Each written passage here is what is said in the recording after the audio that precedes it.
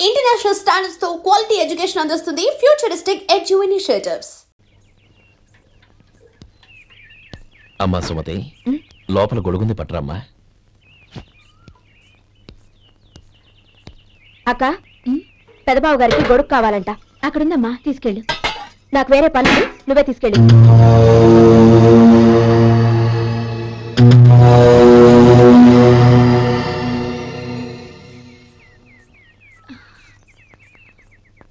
బావగారు, ఇదిగోండి గొడుగు.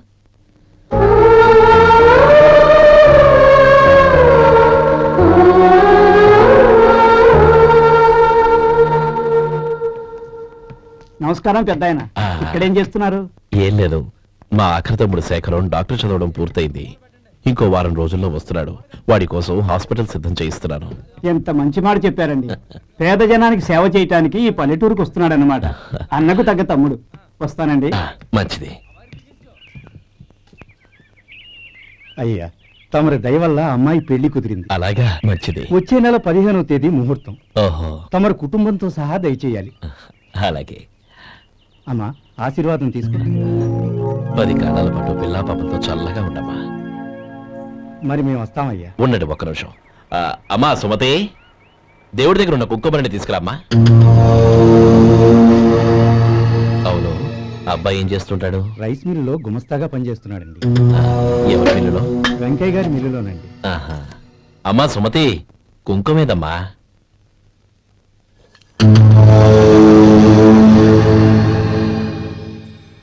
అన్నయ్య,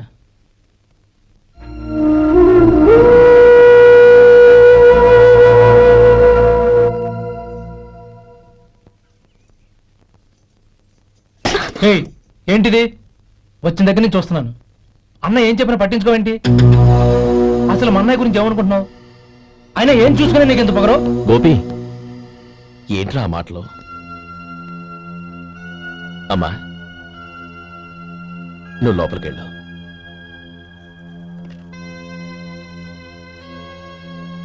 రే గోపి, కొత్త కదరా, ఎందుకలా కంగారు పెడతావు?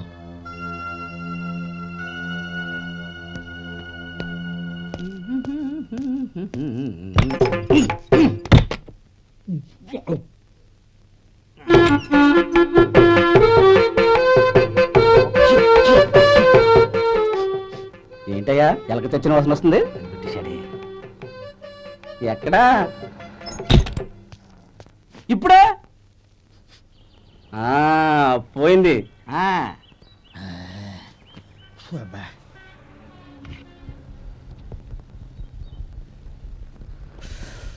ఏమయ్యా, కాలు ఇలా ఊగుతూ ఉంటే టిఫిన్ ఎలా చేసేది? నా కాలు ఊగడానికి నువ్వు టిఫిన్ చేయడానికి ఏంటి సంబంధం? నేనంటుంది నీ కాలు గురించి కాదయ్యా, మరి ఈ కాలు గురించి. ఆ ముక్క ముందే చెప్పొచ్చుగా. ఉడతలో పిగేసిన తాట్యంకలాగా బొచ్చు నువ్వును. ఒరే సొంటి, ఆడి కింద ఒత్తిట్టు. అలాగే.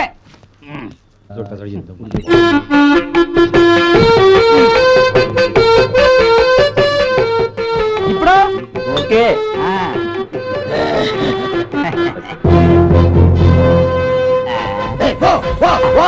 ఎన్నిసార్లు చెప్పాలి నీకు? ఒకసారి ఏదో బుద్ధి లేదు. కడుపు కడదన్నావు, గడి తిన్నావా? పోపకి పో పో పో పో పో. అబ్బా,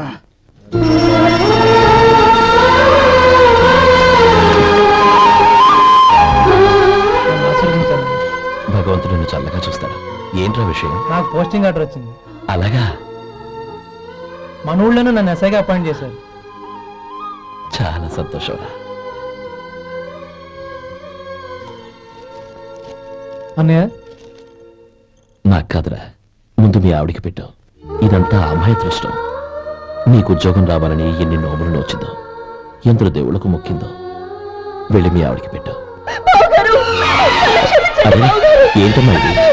బావగారు, నా మొహం చూస్తే ఎలాంటి పనైనా నాశనం అయిపోతుందని, నేను నష్ట జాతకురాలని మా నాన్న ఎప్పుడు అంటుండేవారు.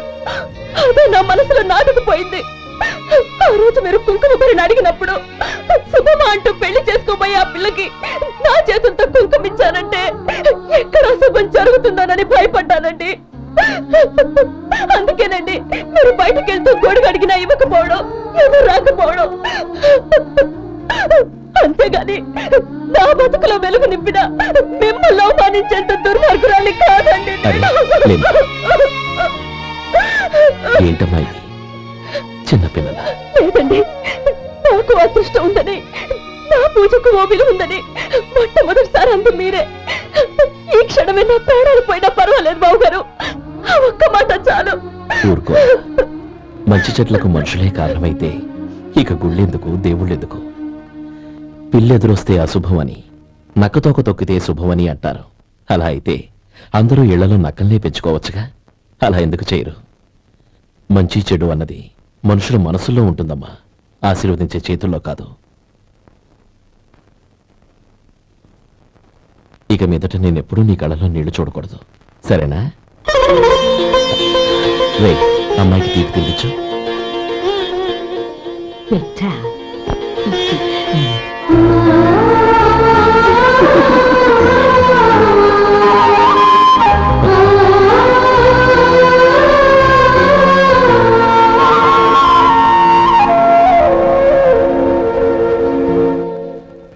మధు, చిన్నప్పుడు నేను ఒక్కడనే కష్టపడుతున్నానని, నాకు సాయంగా ఉండాలని చదువు అవ్వలేదన్న వంకతో చదువు మానేశావు.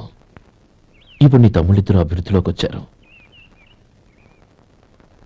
మరుదులిద్దరికీ మంచి ఉద్యోగాలు వచ్చాయి. తన భర్త మాత్రం అలాగే ఉన్నాడని నీ భార్య బాధపడదు. చూడు మధు, చదువుకున్నోళ్లే వృద్ధిలోకి రావాలని ఏమీ లేదు. కృషి పట్టుదల ఉంటే ఎవరైనా ఏదైనా సాధించొచ్చు. నీకు తెలివితేటలున్నాయి. నువ్వు తలుచుకుంటే కానిదంటూ ఏదీ లేదు. పైగా నీకు సాయిగా మేమందరం ఉన్నాం.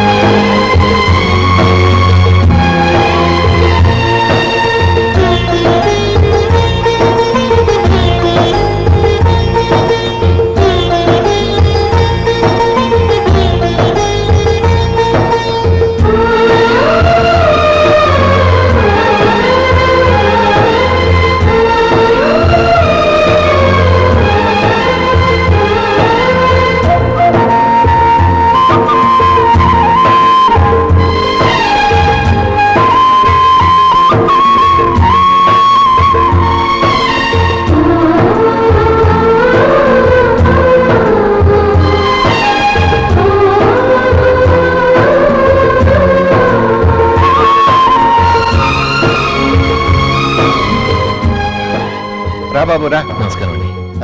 వచ్చే వారి నుంచి 100 పచ్చడి బాటిళ్లు 100 మసాలా ప్యాకెట్లు ఎక్కువేయండి. అలాగేనండి. మార్కెట్ లో మీ ప్రోడక్ట్స్ కి మంచి పేరు వచ్చింది. చాలా సంతోషం అండి. వస్తానండి. Best of luck.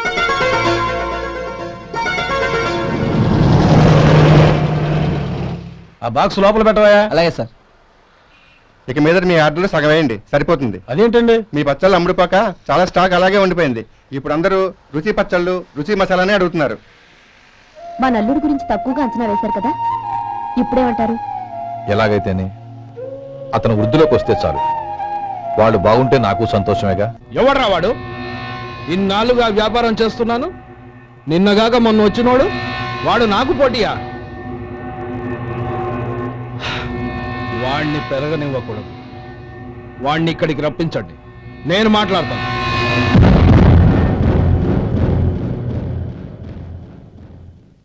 నమస్కారం అండి. రమ్మన్నారంట? నీ పచ్చళ్ళ కంపెనీ మూసేయాలి. నీకెంత కావాలి? 5 లక్షలు ఇస్తాను. చాలా?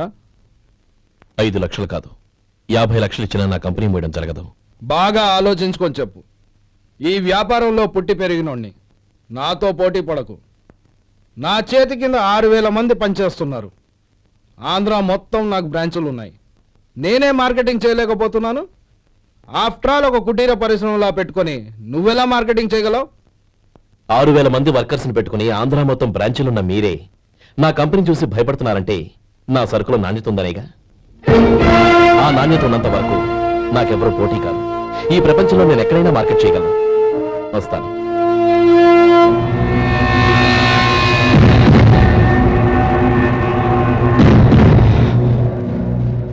ఇక్కడ ఏం లేదండి, ఇక్కడ ఏం లేదండి.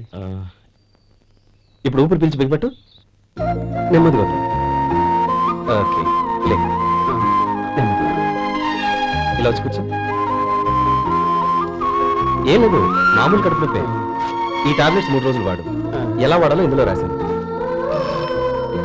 Token number 29. ఏమన్నారయ్యా? టౌన్ డాక్టర్ భయపెట్టేశాడు, ఆపరేషన్ అది ఇదని. కానీ ఈ డాక్టర్ బాబు ఏమీ లేదని చెప్పాడు. అలాగా? ఈ బాబు 10 కాలాల పాటు చల్లగా ఉండాల. రేసుంటే వస్తున్నాయి. రే, భగవంతుడి దయ వల్ల తమ్ముడు హస్తవాసి మంచిదని అప్పుడే పేరొచ్చిందిరా. తమ్ముడిని దగ్గరుండి జాగ్రత్తగా చూసుకో. పని హడావుల్లో పడి వేళకు భోంచేయడము. అబ్బే అదే లేదన్నయ్యా. 1 గంటకల్లా పేషెంట్ కట్టు, భోజనం పెట్టు. అది అలా జాగ్రత్తగా చూసుకో. నేను చూసుకుంటాను కదన్నయ్యా, నువ్వు వెళ్ళు. ఆహా.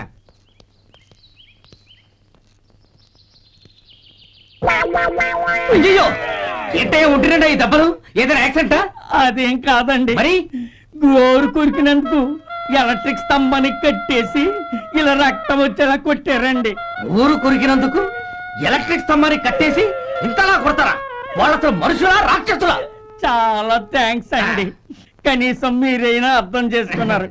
వాళ్ళు అర్థం చేసుకోలేదండి.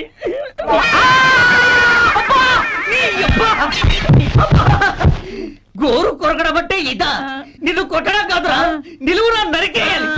ఈ అబ్బా సెప్టిక్ అవుతుందో ఏమిటో. మన 2 ఊర్ల పొలిమేరలో ఉన్న ఈ మల్లికార్జున స్వామి వారి దేవాలయం జీర్ణదశలో ఉందన్న విషయం మీ అందరికీ తెలుసు.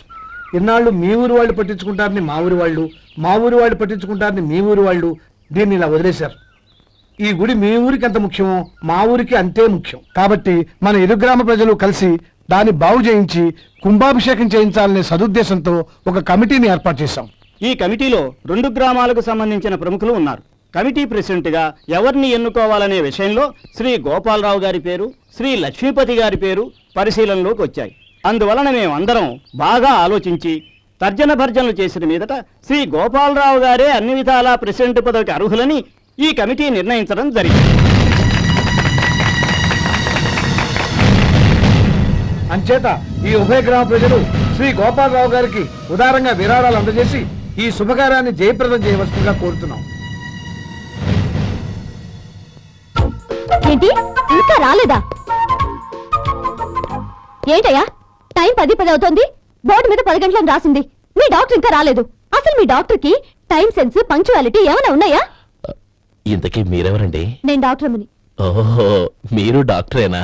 డాక్టర్ అంటే డాక్టర్ని కాదయ్యా, డాక్టర్ని చేసుకోబోయేదానని అర్థం. ఓహో. అవును, నువ్వెవరు? నేను ఇక్కడ టోకెన్ ఇస్తూ ఉంటానులేండి. తప్పుకో, తప్పుకోవయ్యా. అవును, మీ డాక్టర్ కి ఎవరో అన్నయ్య ఉన్నాడంట కదా, ఎలాంటోడు? ఎలాంటోడంటే అదేనయ్యా, చాలా కోపిస్తుంది విన్నాను. ఎందుకని అడుగుతున్నారు? ఎందుకంటావేంటయ్యా? ఆ అన్నయ్య మాట వినగానే మీ డాక్టర్ గడగడా ఉణిగిపోతాడు. అసలు డాక్టర్ చదివే తమ్ముణ్ణి అలా భయపెట్టచ్చా? తప్పు కదా? తప్పేనండి. కాని నాకు మీ డాక్టర్కి పెళ్ళవని ఆ అన్నయ్య సంగతి అప్పుడు చెప్తాను. ఏం చేస్తారండి? ఏం చేస్తానా? సంవత్సరం తిరగకుండానే కవల పిల్లల్ని కని వాళ్ళ అన్నయ్య చేతిలో పెడతాను. వాళ్ళకి 5 సంవత్సరాలు వచ్చేసరికి ఆయన్ని బాగా మొట్టికెళ్ళేస్తారు. అలా నా కసి తీర్చుకుంటాను. మీ డాక్టర్ ఎప్పుడు వస్తాడో ఏంటో. అది సర్లే కానీ నువ్వు పని చేయి. మీ డాక్టర్ రాగానే నేను వచ్చి వెళ్ళానని చెప్పు. నేను అంటే ఓ, నా పేరు చెప్పలేదు కదా, నందిని. ఏం చెప్తావు? అదేనండి, నందిని గారు వచ్చి వెళ్ళారు అని చెప్తాను. గుడ్, పైకొస్తావు.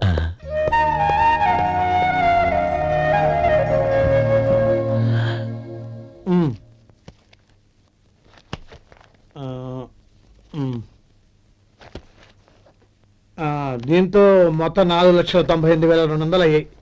పోతే నువ్వు ఇచ్చినంత ఇవ్వలేకపోయినా ఈ దైవకార్యానికి నా వంతు చందా 1800. దీంతో మొత్తం 5 లక్షలు పూర్తి.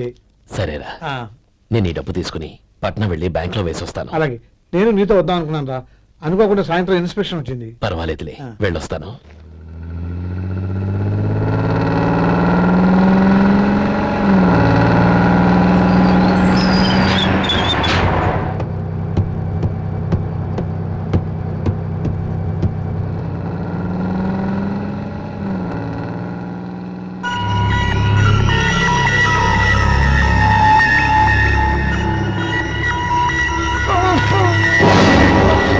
అయ్యో మూర్చ మూర్చ బసాపండి బసాపండి.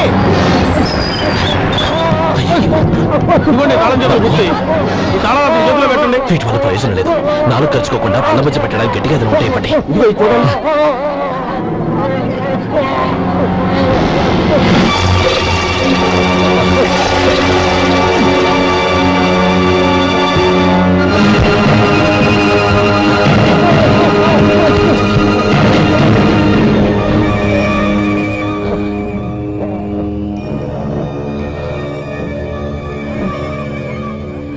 మీరు వెళ్ళి మీ సీట్లో కూర్చోండి, కొంచెం గాలాన్ని ఇవ్వండి.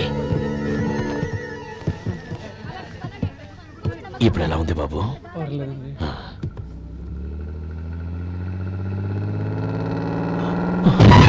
అయ్యో, నా బ్యాగ్ ఎవరైనా చూసారా? అందులో 5 లక్షలు ఉన్నాయి. నా బ్యాగ్ వెంటనే బస్ ఆపండి. ఎవరిని కింద దిగవద్దు, అందరినీ చెక్ చేయండి. నా అంచనా తప్పు కాలేదు. వాడి మంచితనమే వాడిని దెబ్బకొట్టింది. మన వాళ్ళని పంపించి గుడి తాలూకు డబ్బు కొట్టేశాడని పోలీస్ కంప్లైంట్ ఇవ్వండి. ఇప్పుడు ఆ స్టేషన్ ఎస్ఐ వాడి తమ్ముడే. వాడే వెళ్ళి వాడి అన్నయ్యని అరెస్ట్ చేసి వీధుల్లో నడిపించుకు తీసుకురావాలి. అది నేను కళ్ళారా చూడాలి, మనసారా సంతోషించాలి. అయ్యా గోపాలం గారు, గోపాలం గారు, మీరు దేవస్థానం సొమ్ము దొంగిలించారని ఎవరో పోలీస్ కంప్లైంట్ ఇచ్చారంట. మిమ్మల్ని అరెస్ట్ చేయడానికి మీ తమ్ముడు గారు వస్తున్నారు.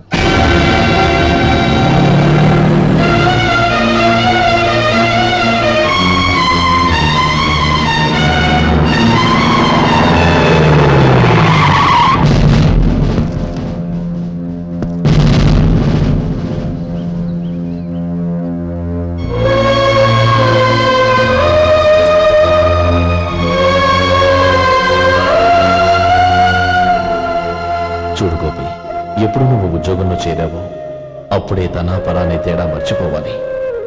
నేరం చేసిన వాడు నీ తమ్ముడైనా అన్నైనా సరే శిక్షించాల్సిన బాధ్యత నీది. అదే నువ్వు నీ ఉద్యోగానికి ఇచ్చే గౌరవం.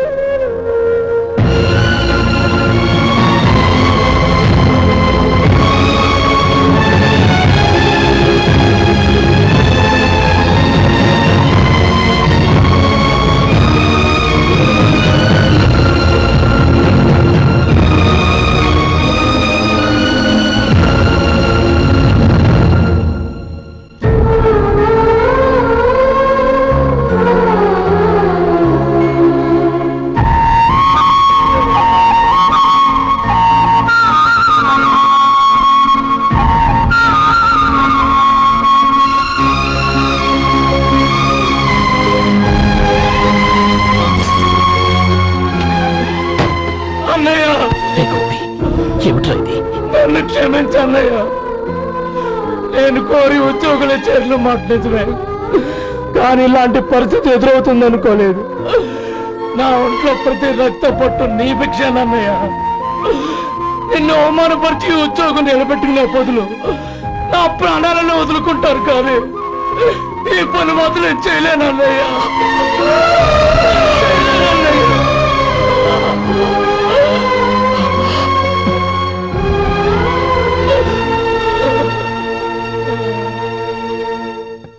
ఏరా, ఇన్నేళ్లు కష్టపడి సంపాదించిన ఉద్యోగానికి రాజీనామా చేస్తావా?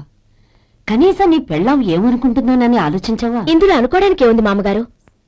ఎండనక వాననక కష్టపడి ఓ తండ్రి కంటే ఎక్కువగా ఈయన్ని పెంచి పెద్ద చేశారు బావగారు.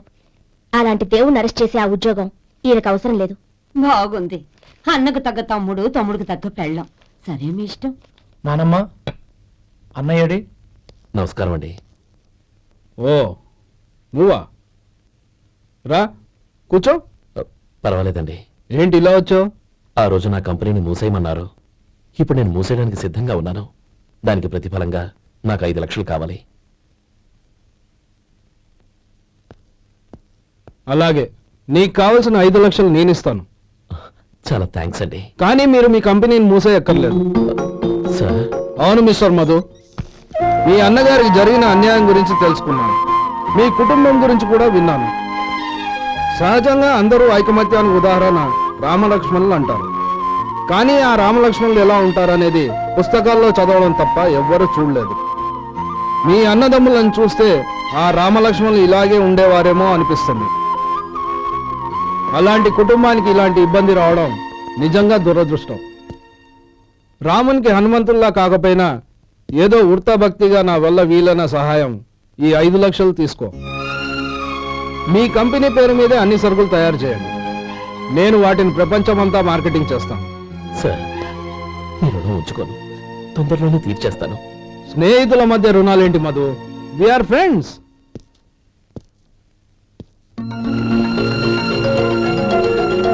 ఏంటో అక్కడ ఆగిపోయావు రా. నువ్వు మీ అన్నయ్యని అరెస్ట్ చేయడానికి అట్టెళ్ళావు, ఆయన లొంగిపోవడానికి ఇటు వచ్చారు. అవును, యూనిఫామ్ చేత్తో పట్టుకొచ్చావేంటి? సార్ నేను రే, ఈ మాత్రం దానికే బెదిరిపోయి ఉద్యోగం వదులుకుంటావా? నువ్వు ఇలాంటివి ఎన్నో సమర్థవంతంగా ఎదుర్కోవాలి.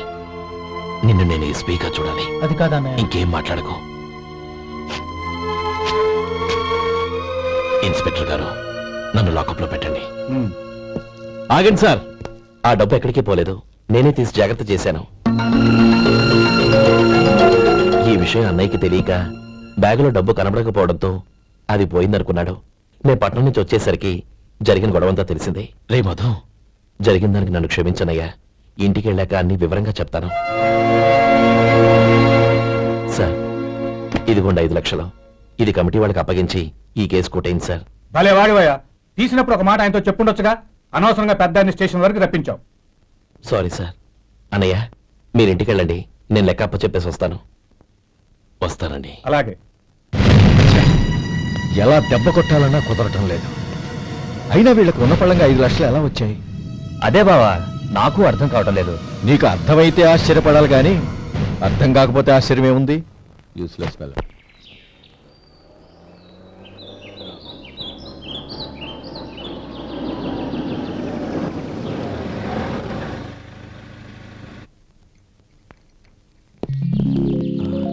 నువ్వు ఎక్కడే ఉండు, అన్నయ్య మూడు ఎలా ఉందో చూసి నేను లోపలికి తీసుకెళ్తాను. ఓకే? అలాగే.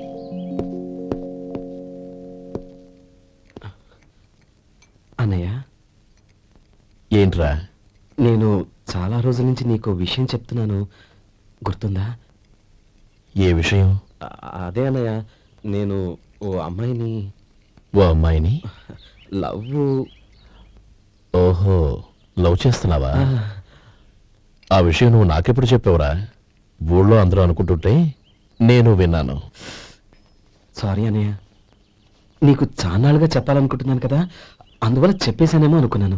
ఓహో, ఆ అమ్మాయి వచ్చింది అన్నయ్య, బయట నిలబడి ఉంది. బయట నిలబెట్టడం ఏమిట్రా? లోపలికి తీసుకురా. అలాగే అన్నయ్య. ఏయ్, అన్నయ్య మంచి మూడ్లో ఉన్నాడు, రా.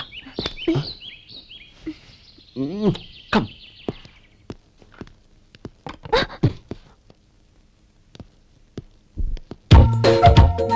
ఎందుకంటావేంటయ్యా? ఆ అన్నయ్య మాట వినగానే మీ డాక్టర్ గడగడ వణికిపోతాడు. అసలు డాక్టర్ చదివే తమ్ముడిని అలా భయపెట్టచ్చా? తప్పు కదా? తప్పేనండి. ఆ. నమస్కారం మేడం. నమస్కారం. అదేంట్రా, మనిషో పక్కనుంటే నమస్కారం ఇంకో పక్కన ఉంది? అది మర్యాద అన్నయ్య, మర్యాద. ఆహా, అవును, నీ పేరేంటమ్మా? నందిని. ఆ? నందిని. నందిని అన్నయ్య. ఏ, ఆ ముక్క తను చెప్పలేదా? పెద్దలంటే మహాగౌరవం అన్నయ్య, మేమిద్దరు ఇంత క్లోజ్ ఫ్రెండ్స్ కదా, ఆయన నాతో కూడా ఎక్కువ మాట్లాడదు ఓహో, కదా. నాకు మీ డాక్టర్కి పెళ్ళవని అప్పుడు అన్నయ్య సంగతి చెప్తాను. ఏం చేస్తానండి? ఏం చేస్తానా? సంవత్సరం తిరగకుండానే కవల పిల్లలు కని వాళ్ళ అన్నయ్య చేతిలో పెడతాను. వాళ్ళకి 5 సంవత్సరాలు వచ్చేసరికి ఆయన్ని బాగా ముట్టిగలేస్తారు. అవును, అమ్మాయి మోహం చూడకుండా నిర్ణయం తీసుకోనరా? తలెత్తు. ఏం చెప్తావు? అదేనండి, నందిని గారు వచ్చి వెళ్ళారని చెప్తాను. గుడ్, పైకొస్తావు. నేను మీ అన్నయ్య. అవును. నందిని, ఏమైంది? ఎందుకు ఏడుస్తున్నావు? ఈయన మీ అన్నయ్యని తెలియక తెలియక హాస్పిటల్ దగ్గర హాస్పిటల్ దగ్గర మర్యాద లేకుండా దురుసుగా ఊరుకో అలాంటి చిన్న చిన్న విషయాల్ని మా అన్నయ్య పట్టించుకోడు అయినా నేను కన్విన్స్ చేస్తాను కదా. ఆయనకంత అవమానం జరిగాక ఎందుకు కన్విన్స్ అవుతారు? అవ్వరు. చూడు, నువ్వు వేరే పెళ్లి చేసుకొని నీకు పుట్టబోయే బిడ్డకు నా పేరు పెట్టుకో. ఏంటా మాటలు? నేనే నుయ్యగుయ్య చూసుకుంటాను. అదిగో ఆ చూపు చూడు, ఆ చూపు ఒకలా ఉంది. నందిని ఖచ్చితంగా ఆయన ఆగు. పెళ్లికి ఒప్పుకో. నందిని నా మాట విను ప్లీజ్ నందిని ఆగు. రేయ్ శేఖర్, ఆ అమ్మాయి చెప్పింది నిజమే. తనని ఎప్పుడైతే హాస్పిటల్ దగ్గర చూశానో అప్పుడే నేను నిర్ణయానికి వచ్చేసాను. విన్నావా విన్నావా, నేను చెప్పానుగా ఆయన ఆల్రెడీ ఓ నిర్ణయానికి వచ్చేసారట. ఇక నేను వెళ్తాను. అలాగే వెళ్ళు. వెళ్ళి ఈసారి వచ్చేటప్పుడు మీ అమ్మా నాన్నల్ని తీసుకురా. ముహూర్తాలు ఎప్పుడు పెట్టుకోవాలో నిర్ణయించుకుంటాం. అర్థం కాలేదా? నువ్వే మా వాడికి సరైన చోటి. అదే నేను తీసుకున్న నిర్ణయం. థ్యాంక్ యూ బావగారు, నన్ను ఆశీర్వదించండి. లేమా, శీఘ్రమేవ కళ్యాణ ప్రాప్తిరస్తు.